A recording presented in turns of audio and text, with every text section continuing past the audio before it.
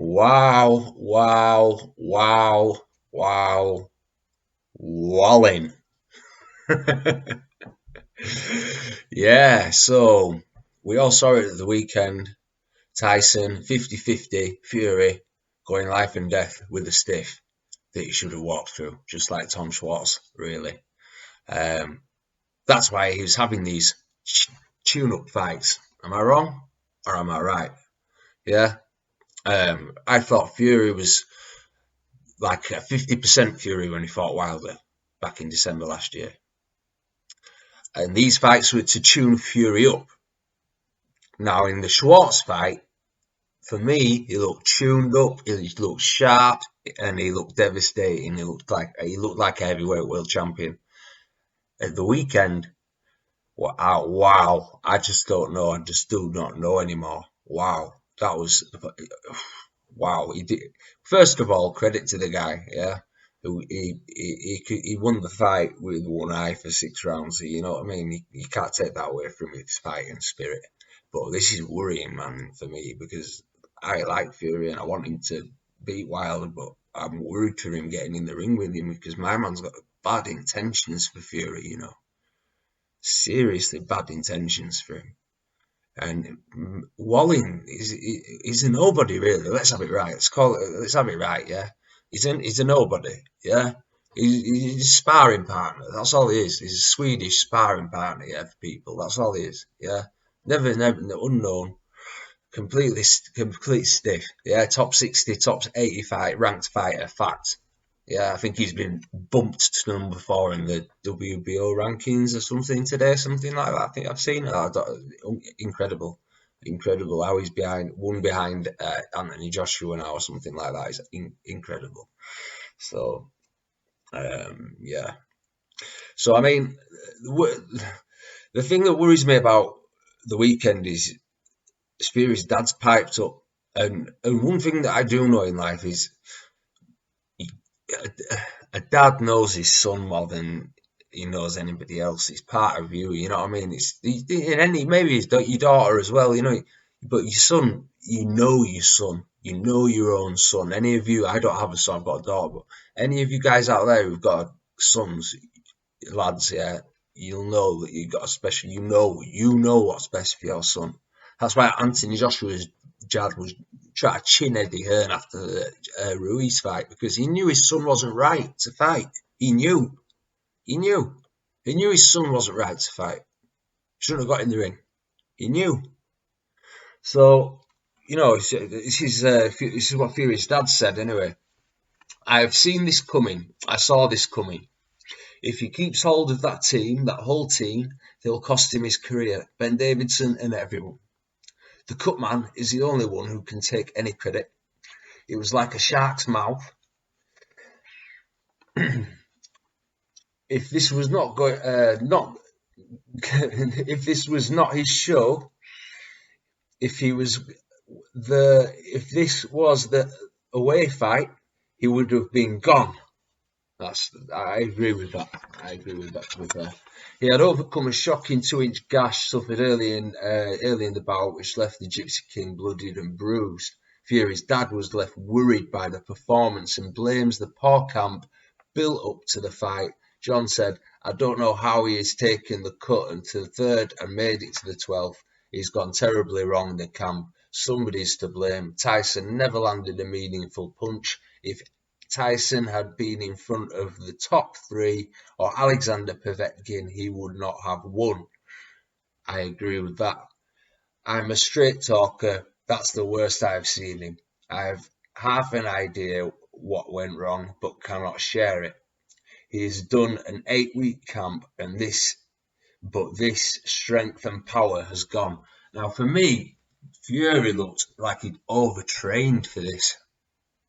He looked like he shed some more weight. His legs looked really spindly, and he just didn't look as powerful even when he was trying to throw his hardest shots. They were just like slaps. You know what I mean? There was no power behind him. Not when you see the Wild, get stuck in somebody or AJ or you know. So there was no power really behind his shot. So that's a big thing you got to watch when you take your weight away. Yeah, that's why Andy Ruiz doesn't give a shit about his weight. Yeah, because he knows he's got his speed and I got my speed, my combinations, I got my power. Yeah, so he knows he's got all that. Yeah, so he's happy to be well, I don't know actually. I don't know how much Andy Ruiz Jr. weighs, but um, I'm sure it's quite a lot. I'm sure it's over 15 stone. Do you know what I mean? But he knows he's got that weight behind the punches. Do you know what I mean? So when you will lose that weight, this is what AJ needs to watch out for. Yeah, AJ needs to box Ruiz like because Ruiz lost to Joseph Parker. Yeah, Joseph Parker's shit, man. He's not shit, but he's not. You know, he's top 10, maybe top 15 fighter, Joseph Parker. I mean, AJ won the belt off him, but Josie Parker won it by default. Do you know what I mean? He didn't win it by winning a fight. Do you know what I mean? He was a paper champion, really. So AJ just beat him and took the belt off him. But you need to fight him like that, in and out, in and out, in and out, loosey goosey him, in and out, in and out.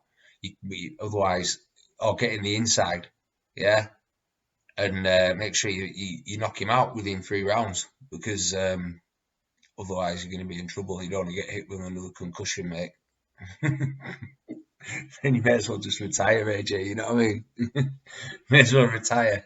Well, I want to see Fury AJ. I want to see AJ Wilder in the next 2 years. I'll be very, very, very disappointed. Yeah. So even he wanted Andy Ruiz has even been popping up trying to get the digs in Fury as well, saying, "Oh, he'd never beat me with his hand behind his back, with his hand behind his back, on that performance." So yeah, do you know what I mean? So everyone's having a pop at him, and this just does not look good. I'm just worried for Fury, man. I hope his wife has a word with him and says, "Do not fight Wilder until late next year. Have a few more warm-up fights."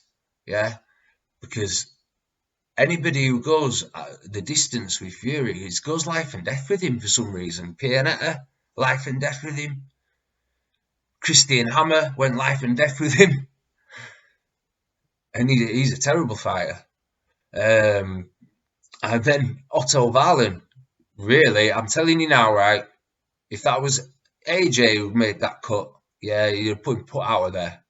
If that was Wilder who made that cut, he'd have been put out of there. Wallin was shit. Yeah, he had no power. He had no speed. He had a bit of game for the first 3, 4 rounds, and then his gas tank went, and he just and then when the time to put Fury away in the 6th, 7th, and 8th round when he should have upped his game, yeah, but he gassed himself out in the first 3 rounds.